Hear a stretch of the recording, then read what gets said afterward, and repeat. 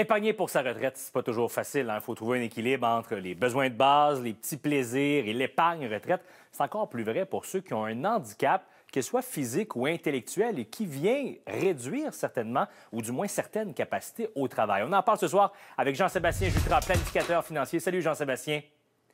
Salut Simon. Dans les dernières années, on parle beaucoup d'inclusion dans nos milieux de travail, mais la réalité, c'est que souvent, la personne handicapée va, pour toutes sortes de raisons, là, avoir des revenus moindres. Et ça impose, c'est un défi, évidemment, pour l'épargne retraite. Tout à fait, en fait. Donc, évidemment, à cause de toutes les incapacités, que ce soit physiques ou intellectuelles, potentiellement, les revenus gagnés sont moindres que quelqu'un qui vit sans incapacité. Et ça, sinon, ça va avoir une répercussion à long terme parce que la capacité d'épargne va être beaucoup plus basse. Et cette capacité d'épargne-là va amener le fait que je vais être moins capable d'épargner dans mes régimes enregistrés d'épargne retraite ou divers régimes comme le CELI, par exemple. On ne réalise pas toujours, mais il faut penser là, que c'est une grosse partie de la population qui vit avec un handicap. Là. Ah oui, hein, c'est surprenant. En fait, là, selon l'Office des handicapés du Québec, là, en fait, il y a 1,4 million de personnes au Québec qui vivent avec une incapacité. Donc, quand même, 1,4 million de personnes.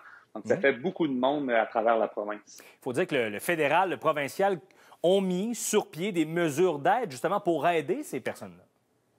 Dans les années 80, on a vu des différents crédits d'impôt apparaître pour les personnes. Au départ, c'était pour les personnes aveugles. Puis là, finalement, on a regroupé plusieurs incapacités, en fait, qui sont venues. Donc, mais c'est des crédits d'impôt. En fait, si on met le Québec et le fédéral ensemble, c'est des crédits d'impôt qui vont donner environ, là, en économie directe, 1 600 $. Et des fois, par contre, ces gens-là n'ont pas d'impôt à payer. Hein. Donc, j'ai un crédit, mais je n'ai pas d'impôt à payer. Mais ces crédits-là peuvent être transférés au conjoint ou à la conjointe si jamais il y en a. Donc, il y a quand même des crédits qui existent depuis les années 80. Mais 1 600 $, est-ce que ça fait vraiment une différence pour planifier sa retraite?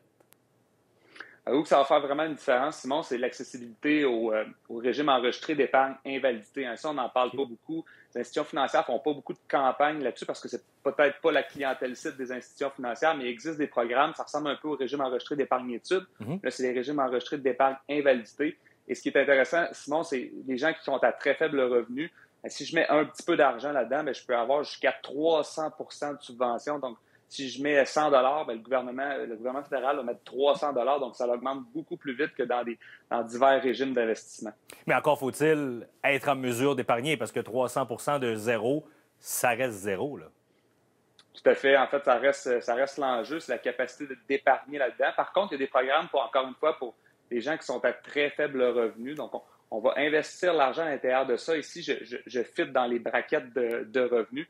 Le gouvernement fédéral va mettre 1 000 $ par année et sans que j'aille à mettre 1 $. Donc ça, parfois, il y a des gens qui sont admissibles à ça, ils n'ont pas d'argent, mais ils n'ont jamais ouvert le compte. Simplement le fait d'ouvrir le compte, le gouvernement fédéral va déposer 1 000 $ par année. Et sinon, je suis admissible, exemple, depuis les 6 dernières années, le gouvernement peut aller jusqu'en arrière, jusqu'à 10 ans. Donc, ça fait 10 ans que je suis admissible, le gouvernement va mettre 10 000 $ là-dedans.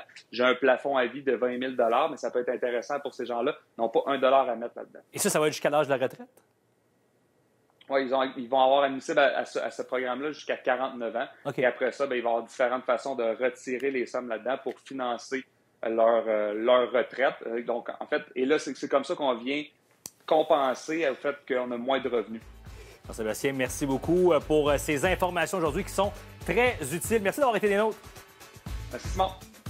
Mesdames et messieurs, on se retrouve demain soir, 18h30.